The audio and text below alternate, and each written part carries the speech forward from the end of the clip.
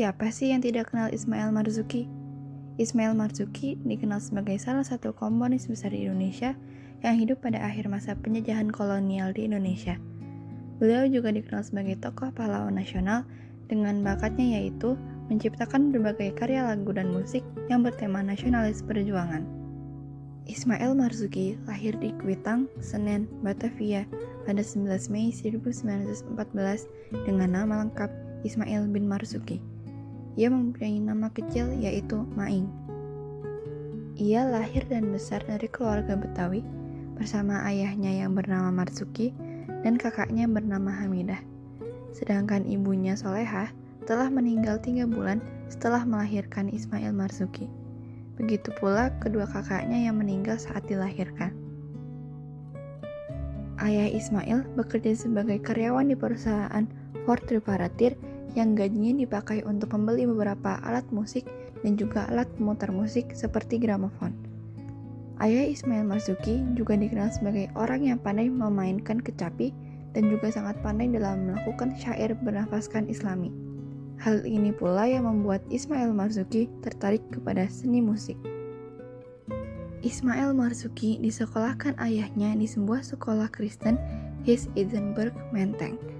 Lalu ia dipindahkan ke Madrasah Unwanul Salah di Kuitang. Setiap kenaikan kelas, Ismail sering dihadiahkan alat musik seperti harmonika, mandolin, dan lainnya. Ia sangat memanfaatkan fasilitas yang diberikan ayahnya, sehingga ia berhasil menciptakan lagu pertamanya di usia 17 tahun yang berjudul O Sarina. Setelah lulus, ia masuk ke sekolah Mulo dan mulai membentuk sebuah grup musik sendiri. Setelah tamat Mulo, ia bekerja di Sokoni Service Station sebagai seorang kasir. Gajinya sebesar 30 gulden sebulan, sehingga ia bisa membeli sebuah biola.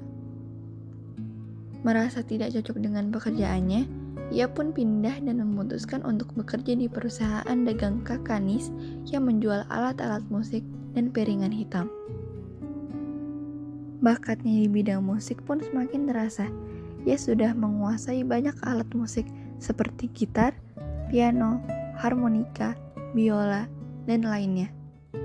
Pada tahun 1934, Belanda membentuk Nederlands Indische Radio Omroep Maatschappij atau NIROM dan Orkes Musik Live Java yang pada waktu itu mereka mendapatkan kesempatan untuk mengisi acara siaran musik. Namun, Ismail Marzuki mulai menjauhkan diri dari lagu-lagu barat dan kemudian menciptakan lagu-lagu sendiri, antara lain Akibat Babarimba, Olele di Kota Raja, dan Ya Aini. Lagu ciptaannya kemudian ditekan ke dalam sebuah piringan hitam di Singapura. Lagu tersebut tanpa persetujuan grup Ismail Marzuki dijadikan sebagai lagu pembukaan dalam siaran NIROM. Grup Ismail Marzuki sudah mengajukan protes, tetapi protes tersebut tidak digubris oleh NIROM. Pada saat usianya menginjak 23 tahun, ia memutuskan untuk bergabung dengan perkumpulan Orkes Live Java di tahun 1936. Pada saat itu pula, ia sudah menciptakan satu lagu keroncong berjudul Keroncong Serenata. Selain itu, ia juga menciptakan lagu yang berjudul Mencipta Roselani. Dan pada tahun 1937, ia menciptakan lagu berjudul Kasim Baba. Pada tahun 1938, Ismail dan Live Java diundang ke Singapura dan Malaysia untuk pentas karena mereka berhasil sukses mengisi lagu untuk film Terang Bulan yang dibintangi oleh R.D. Mokhtar dengan lagu yang berjudul Duduk Termenung, Pulau Saweba, dan Di Tepi Laut. Dan pada tahun 1939, ia mengeluarkan 8 buah lagu di mana diantaranya berbahasa Belanda, yaitu Als de Ovedin dan Als Mes is in de Tropen. Sedang lagu-lagu Indonesianya adalah Bapak Kromo, Banda Neira, Olele di Kutaraja, Rindu Malam, Lenggang Bandung, dan Melancong ke Bali. Dalam periode ini, Ismail belum menciptakan lagu-lagu perjuangan. Pada tahun 1940, ia menikah dengan Elis Zuraidah, seorang primadona dari klub musik di Bandung. Pasangan ini tidak dikaruniai seorang anak dan mereka mengadopsi anak bernama Rahmi yang masih keponakan Eli sendiri.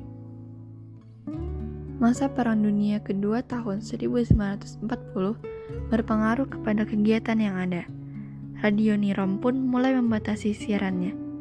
Ismail Marzuki juga ikut membentuk organisasi Perikatan Radio Ketimuran atau biasa disebut PRK yang berlokasi di Bandung. Orkes ini membawakan lagu-lagu barat. Dan pada Maret 1942, pada saat penjajahan oleh Jepang, Radio Nirom pun dibubarkan dan diganti menjadi Hoso Country Kyoku. PRK juga dibubarkan dan Orkes Live Java diganti menjadi Kirina Jawa. Dan Radio Hoso Country Kyoku masih berlanjut walaupun diganti lagi namanya menjadi Radio Republik Indonesia atau RRI. Diketahui bahwa pada tahun 1943 sampai 1944, Ismail Marzuki mulai menciptakan lagu-lagu yang berbau perjuangan seperti Rayuan Pulau Kelapa, Bisikan Tanah Air, Gagah Perwira, Ibu Pertiwi, Gugur Bunga, Indonesia Pusaka, dan lainnya.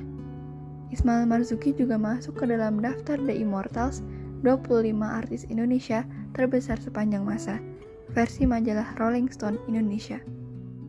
Ismail jatuh sakit pada tahun 1956 dan meninggal di Jakarta 25 Mei 1958 pada umur 44 tahun dan dimakamkan di TPU Karet Bifak, Jakarta.